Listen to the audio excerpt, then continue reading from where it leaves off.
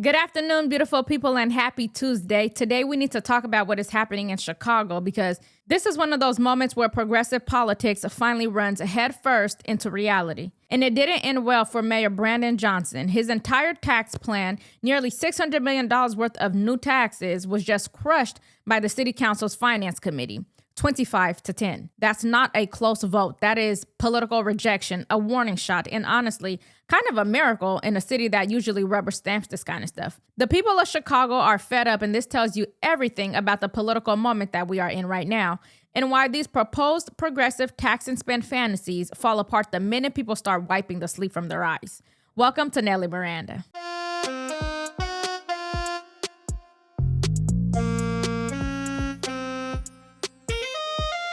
I don't understand why. I know why. You're from Elgin. You graduated from Evanston. So that's why you don't know. You've been a clown. From one non-goofy to a goofy, the $21 head tax ain't gonna work in this city. A black man with a black wife and 3 black kids and LGBT. You got 2 black ladies over there, black man, who just told you got a black man right here who just told you their properties are being taken. Black people properties are being taken by your guy, Obama. What you really about as a black man? Come over there and defend me. Stand up for the fact that you know that the city and the county is trying to illegally take my property and other black people's property. You over here defending these illegal aliens like they're your children. And they probably are, because if you are a Haitian mayor, then we need to check your immigrant status for deportation. He is not governing to all Chicagoans. He is governing more to the benefit of a subset of constituents. That was a verbal beatdown. But as always, make sure you like, share, and subscribe to support the channel. Okay, so here's the situation. Mayor Brandon Johnson tried to push a massive tax package tied to his proposed $16.6 billion 2026 budget. What Johnson wanted was a mix of new taxes that he claims would protect the working and middle class by shifting responsibility onto what he calls the ultra-rich and large corporations. But the reality is always the same. These kinds of taxes always fall back onto working class families. They always hit small business owners. They always trickle down into prices, layoffs, and shrinking job opportunities. And this time, Chicago's own finance committee, usually the mayor's safety net, did not buy it, not even close. This budget battle shaping up to be the Chicago version of the federal government funding stalemate. The mayor standing firm on his plan to tax the rich and big corporations, while half of the city council said today that there is more work to be done to trim the budget down. The debate over the corporate head tax coming to a head today in the city council's finance committee. The negotiating, last minute negotiating, with people getting into the closet to try to make deals, really just tells you how bad this budget is. The closet is where the mayor's chief advisor, Jason Lee, was trying to wrangle last-minute support to kill a vote against Johnson's revenue plan. Can we get this vote done now? Can we get to my colleague's motion?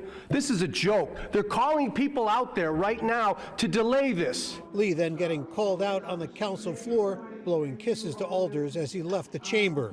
By a vote of 25-10, the Finance Committee then shot down the mayor's revenue plan with his head tax. The message is so strong, so clear, and pretty transparent from the taxpayers. They want us to go back and find those efficiencies, find the cuts, and not continue to stick them with new taxes. The mayor portraying this budget battle as one between working people and big corporations. Here's what I do know.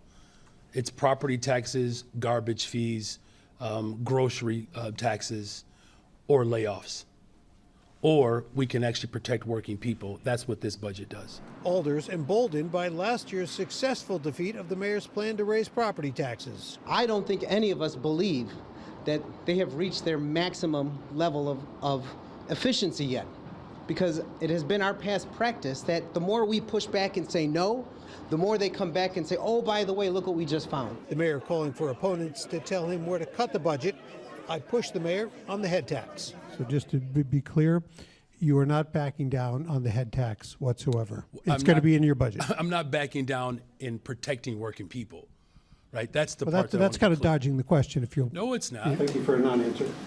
Well, hold on a second. What's a non-answer? The corporate tax is in this budget. It will stay in this budget. Is that clear enough? The mayor had been pushing for a budget vote this Thursday, but after his defeat in the Finance Committee today, everything has been pushed off until after the Thanksgiving holiday. Johnson's main pitch was this new head tax, $21 per employee per month for companies with over 100 workers. Now, if you've ever run a business, you know exactly what that means. That is not a tax on the rich. That's a tax on hiring, a tax on keeping employees, a tax on growth. It is a job killer, plain and simple. And then there was the borrowing almost $1.8 billion in new debt. Not for major infrastructure upgrades, not for long-term capital projects, but to pay for retroactive pay raises, lawsuits, and operating costs. This is the financial equivalent of paying your credit card bill with a payday loan.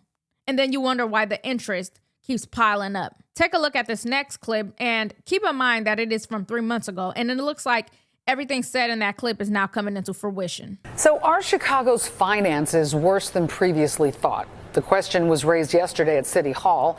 So what could that mean for you? Charlie Wojciechowski's been looking at all the options for us. Charlie? Well, the mayor's office says they are looking for progressive revenue sources. And while those sources have yet to be identified, some groups are already expressing concern. We have reached a point now where there's no return. A frank admission from Chicago Mayor Brandon Johnson. A looming budget crisis could be even worse than expected without new taxes or cuts to city services. The systems that people rely upon, education, healthcare, housing, our transportation, they are woefully underfunded, and everyone knows that. Right now, Chicago is facing a $1.1 billion budget gap for 2026. The financial burden could be even greater because of a pension bill signed by Governor J.B. Pritzker, which has increased retirement benefits for police and firefighters.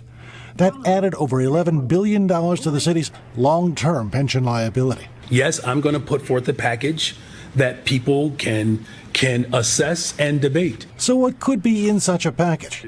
Johnson has already ruled out a property tax increase, which many alders had promised to vote against. Other possibilities include a corporate payroll expense tax, a head tax, and even a tax on cars coming into the downtown area, patterned after New York's congestion tax. I have not made a formal presentation yet, but I can assure you one thing, though. I am committed to making sure that the ultra-rich and those with means put more skin in the game. That is the pathway forward. Already, the Chicagoland Chamber of Commerce has called some administration ideas a step backwards for economic growth. These things are bad for business.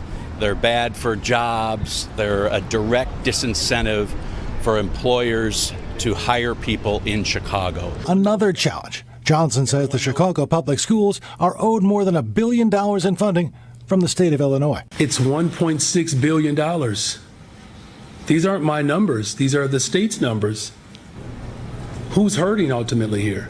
In my opinion, this is the same pattern we've seen in New York, Los Angeles, Portland, Seattle. High-spending progressive governments try to fix budget holes with more taxes instead of more discipline. But this time, something different happened. A group of Democrats said no.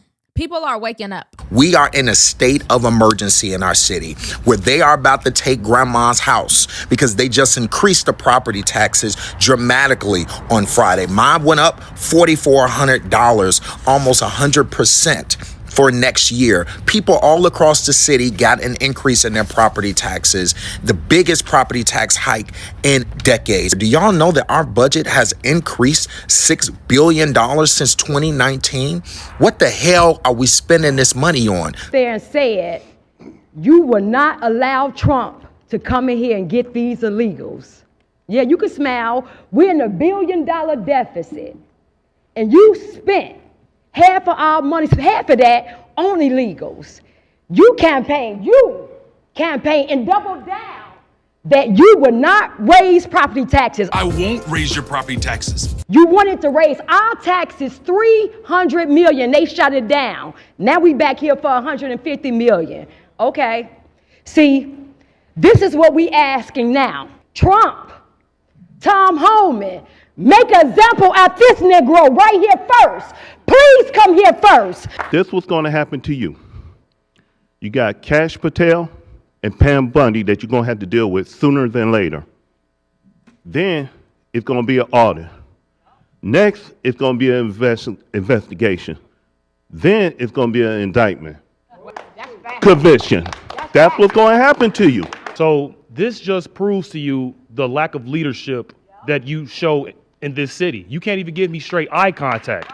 Now, I'm going to let you know now, the people of Chicago, we're done with you. It is insane how we have been voting Democrat for over 60 plus years, and we've never seen a change from people like you, Lori Lightfoot, Rob Emanuel. It is insane. Chicago was 37% red. In 2020, it was only 15%. So we're waking up. So you can pretend that this isn't happening, but I know for a fact that you will not have that seat the next election. You so strong about protecting those aliens, but you won't do nothing for the U.S. citizens. Look, conservatives have been warning about this for years. You cannot spend endlessly and then pretend that taxing the rich will fix everything. Cities need businesses to stay, invest, and grow. Tax policies should attract jobs and not punish them. And if you're borrowing billions of dollars to cover basic operating costs, you don't have a revenue problem. You have a spending problem. But as we just saw, this so-called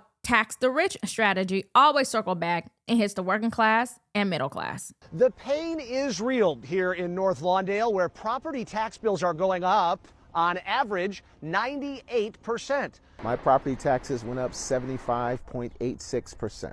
And so Richard Townsell of North Lawndale has a friend who saw his jump 237%. My wife and I, we had a budget meeting last week as we were looking at this. You know, does that mean maybe we don't take the vacation we thought we were going to take? Thank you all.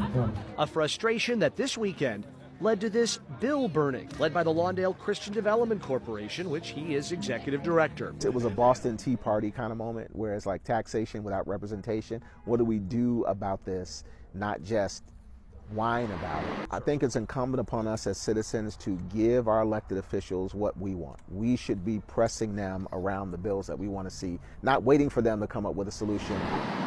The problem, County Treasurer Maria Pappas says, is what's happening downtown. All these high-rises, commercial buildings that you see downtown are unrented because the businesses have left the city. So somebody had to pick it up, so the residences are picking it up. Picking it up begrudgingly. This might be the first time since Brandon Johnson took office where he was confronted with the reality that governing is not the same thing as campaigning. Johnson went out and said that his plan prioritized working people.